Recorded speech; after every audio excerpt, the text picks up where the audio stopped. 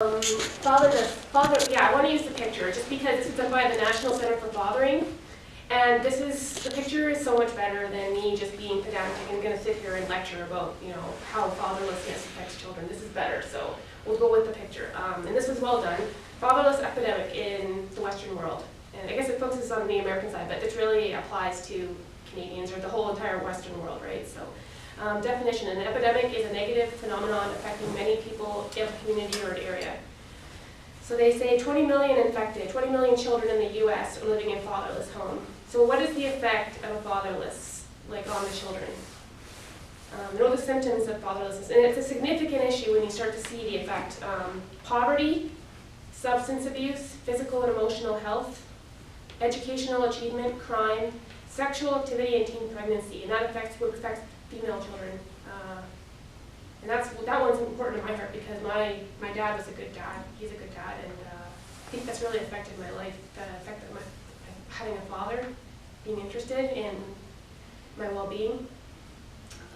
But that would affect girls more than boys, right? So poverty. Fatherless families are 44% more likely to raise children living in poverty. That's a significant issue. What happens if you don't value fathers and the effect that they have on their children, right? Four times more likely to be raised in poverty. Of all the homeless and runaway children, 90% are fatherlessness. So it's not an accident that this happens to children if their dad isn't around, right? And you can say, well, it's, I'm sure feminists would say that it's the father leaving, but I don't really think that that's the root of the issue. I think fatherlessness started post-feminism, and it's not a coincidence. That's the way the family's broken down and socialism's come to arise. I mean, that's my opinion, but if you think about, I think feminism is a form of socialism, and they've replaced the father with the state, in my opinion. So that's something that's happened during the 20th century, and I can validate that with facts, but that's kind of a side issue. But I just want to say that I don't think this is about men leaving their children. I think there's something else that's going on that's causing the fatherlessness, right? Substance abuse, drug and alcohol abuse is greater among fatherless children, 10 times more likely to abuse chemical substances. 71% of all adolescent substance abusers come from a fatherless home. Physical and emotional health, so 80% of adolescents in psychiatric hospitals come from fatherless families. They're 2 times more likely to commit suicide if they don't have a father. Fatherless children experience more accidents, higher rate of chronic asthma, headaches, and speech defects. I'm not sure why that happens, why not having a father around would. I can sort of kind of see, well, when we get to the next slide, I'll show you what the research has said about what mothers do for their kids and what fathers do for their children. And it's a different kind of parenting advantage, whether you have a father, or father or mother. Educational achievement, fatherless children are more likely to score lower than the norm in reading and math, and 9 times more likely to drop out of school, less likely to attain academic and professional qualifications in adulthood. 70% of adolescents in juvenile correctional facilities come from fatherless homes. So this is the crime section. 60% of rapists, oh my goodness, were raised in fatherless homes. 11 times more likely to have violent behavior if they don't have a father around. 20 times more likely to be incarcerated. Sexual activity and teen pregnancy, 9 times more likely to be raped or sexually abused in a home without a biological father. And 70%, that's a whopping 70% of teen pregnancies happen in fatherless homes, right? And these are all the sources, so this can be validated. It's been proven by this. And so I can forward this infographic to you, but I thought the effect on children not having a father around is quite significant, and these are not petty issues, right? Okay, so let's see here. Alright, so that was the infographic, and I think that was more effective than me just kind of reading off statistics from papers. So this is my research. The Apple Meg, the Alberta Health Services, had a quote that I think was interesting about my life with my father, so I want to share about a little anecdote about my father. But so parental alienation. Parental alienation usually affects. If you're talking about the court system in Canada, for example, it would affect the father more than the mother, right? So that was the first point. It comes from the tender years doctrine, which started in the early 20th century, which says that historically, like throughout the centuries, the reason why men always got custody of the children by default, it wasn't a patriarchal oppression, it was because men also had to pay for the children, and they were required to pay for the children. So, yeah, that was just the custody. But something happened at the beginning of the 20th century when the tender years doctrine came in, and it kind of like affected the whole Western world, where, because Western world takes cues from each other, and it started in Britain, and they decided that women were going to get custody of the children, and it's still petitioned by feminists today. Let's see if I can get that to show up. I have it the Now. I researched the Now National Organization for Women, but I had a hard time actually going through the Now website, just because it was so like disorganized, and so I had to actually get it from the Men, A Voice for Men Now memo, where they said that they will not support any they will not support, like, the national organization, the feminist, like, as far as the courts are concerned, that they will not allow the man to ever, like, fight for custody of the children. Like, they want to keep the status quo right now, where women have default custody of the children, right? So, and their claim for this is that they say that that it will harm the child to take the child away from the father. But all the research shows that that's not true. Like, obviously, like, the research shows that there's a significant impact on the child when they're separated from their father, and it's not minor.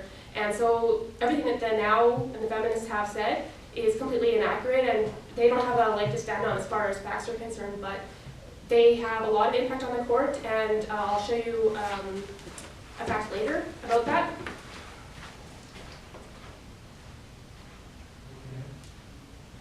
Okay, so how does this affect children? So I want to start off with how my father affected me.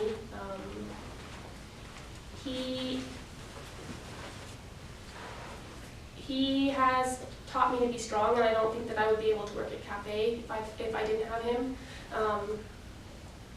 He explains that I have to, I'm sorry, I'm getting disorganized. He explained that, like, when I was explaining about mothers and fathers, mothers teach their children they're kind of like comforting, like the research has shown that they're kind of comforting and have a safe space, whereas fathers teach their children to withstand and have endurance, right? So that's the difference between mothers and fathers. So I want to talk about Dr. Gary. And Dr. Gary wrote a paper. He's a Calgarian, and he wrote a paper for the treatment of children. And so I want to focus on him because he is a Calgarian, but it's kind of grueling, like a research paper, but it came up with a lot of interesting points about children. And so he wrote a paper, a very famous paper, focusing on the effect of children in the courts. So Cafe and other representatives put forth the bill to make equal parenting a presumption in divorce. So, I'm sorry, I haven't been feeling well today, and it's going backwards.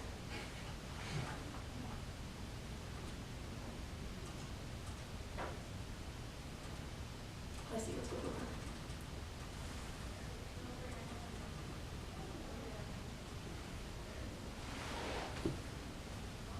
Okay, we'll talk about the Dr. Gary and Dr. Nair and parental alienation. So I want to go through the paper just because it is deep research and it is kind of grueling, so bear with me. He makes some interesting points, and the biggest impact on children would be in divorce, right? So in the divorce courts, when you have the courts, that's the biggest impact right now in the the Canadian court system. You have these courts, and so what is the effect on the children? Well, he's kind of made it a clinical condition, and instead of saying that the children are completely, instead of saying that the children are just kind of rebelling against an abusive father, he's saying, no, this is a clinical condition. It's not because the child is responsible for this. If there's parental alienation, like this whole presentation is on parental alienation, it's because it's not because there's something wrong with the father, it's not because there's something wrong with the child. It's an actual clinical condition that happens in divorce settings, right, in high conflict support settings. So he wrote a clinical paper on this.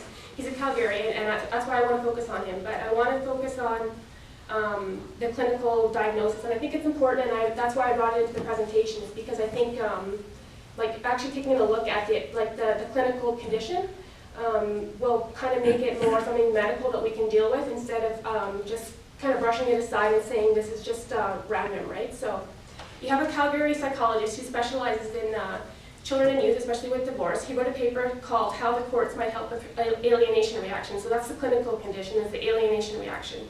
He considers alienation reaction in children a clinical reaction to the high conflict divorce. And he emphasizes that it's not a choice, like a panic attack, a phobia, or a temper tantrum. So don't think that this is, don't think that this child has a choice when he starts to react. He sees his mother and his father fighting. This is not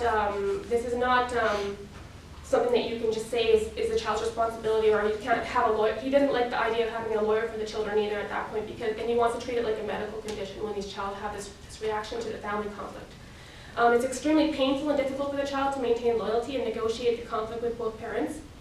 The alienation reaction often has the child refusing to connect with one parent, and he seems to be the child appears to be well adjusted to the preferred parent, right? But that's why there's a misunderstanding with, that the child is well adjusted, but really, like when they're having this disorder, this parental alienation, you need to take it seriously and you need to treat it as a clinical condition. So Dr. Gary continues, so it's not a reaction to the actual parent, but actually a reaction to the family conflict. Even though he may seem to be alienated from his father, it's actually, he's not angry with his father, he's angry at the family conflict. The child would be angry at the family conflict, right? There's often great fear and demonization occurring from both the child and the favored parent. The child's reaction to the parents arguing and both blaming each other for the family split.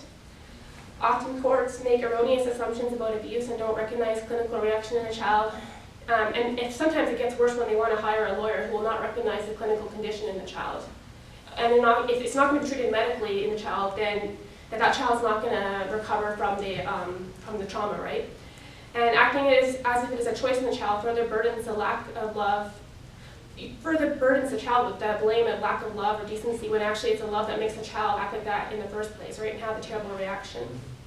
And then Dr. Gary makes 4 points about treatment for the child.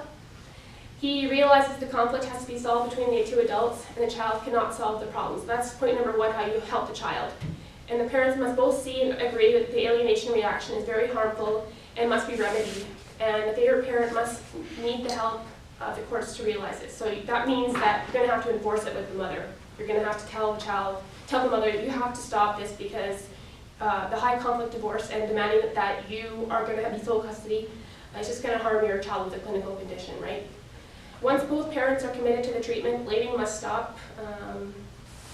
Both parents must stop blaming the child for the child's reaction. They must realize that they're blaming in their arguments over the truth, along with a lack of decency and respect for the other parent, are the principal causes of the reaction in the child.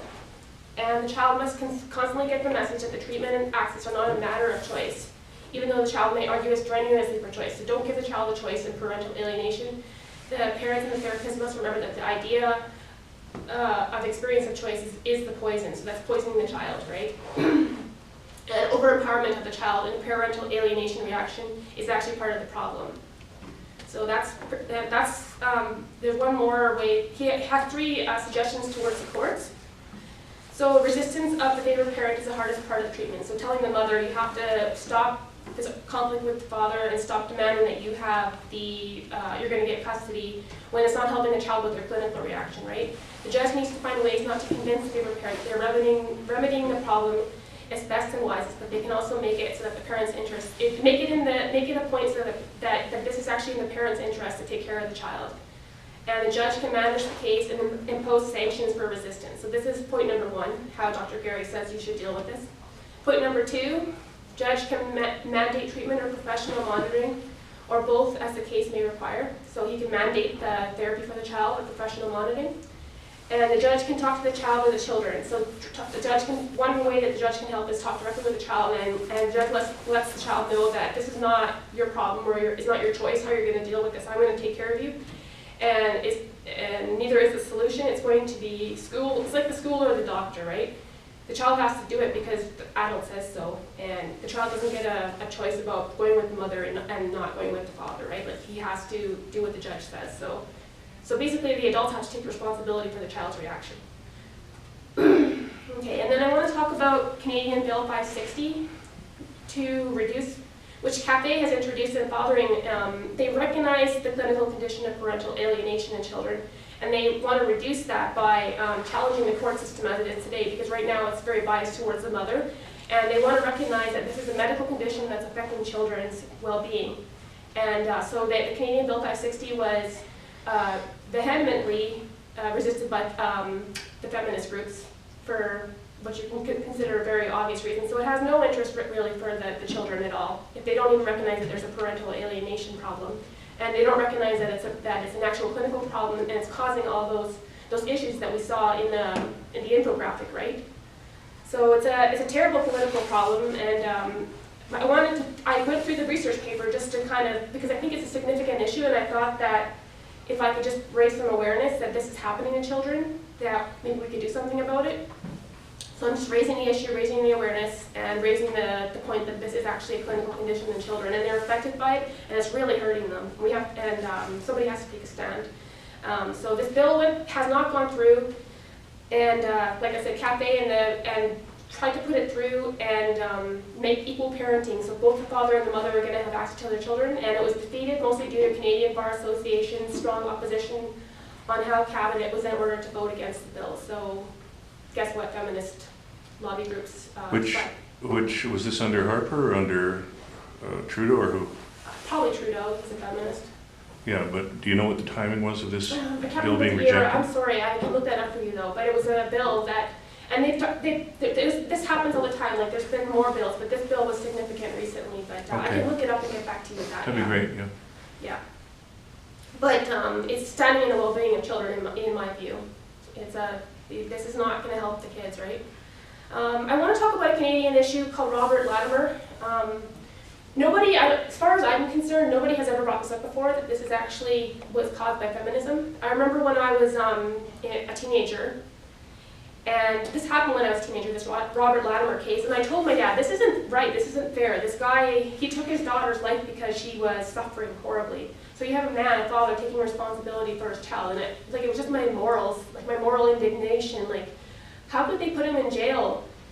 I knew as a teenager, like as a 16, 17-year-old, that this was totally wrong. And my dad answered me, he said, well, no, it's the disability groups, they want to throw the book at him and make an example of him. But then, when I started researching fatherlessness in Canada, I just kind of remembered this case, like talking to my father about this about 10 or 15 years ago, and I read the case, and I just went up and I went to the bathroom and I started crying. Like, this actually hurt me, and I was reading it, just looking at this picture with him and his kid, and I thought about it, and I thought about it, and I'm like, was this really caused by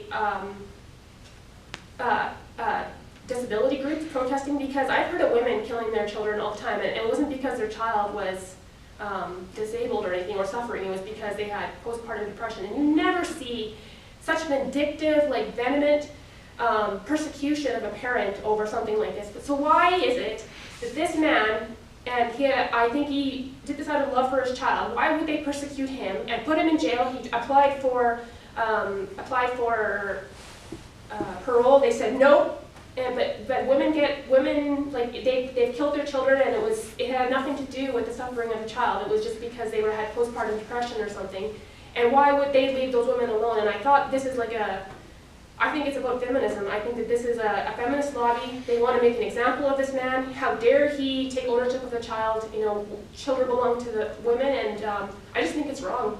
That's what I thought. And so, like I said, at my age, I think it has something to do with the feminist lobby, not the disability lobby. That's why I threw the book at him so bad.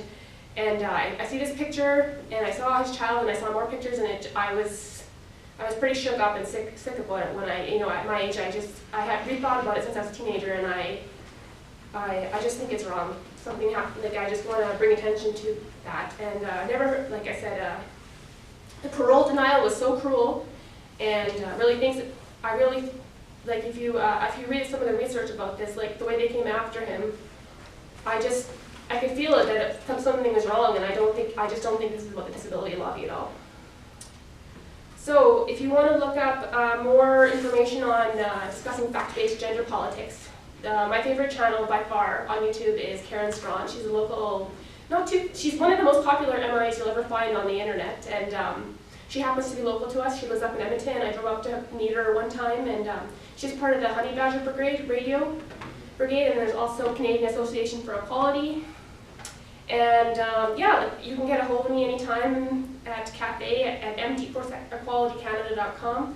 I haven't been feeling well this week, so I'm not my usual perky self, but thanks for bearing with me as I got through this research. And I think to get through the research paper on the parental alienation as a clinical reaction and understand the impact that it has, terrible impact it has on children, is tantamount to the well-being and of children and dealing with these really significant issues about how they're being affected, as I showed you in the infographic.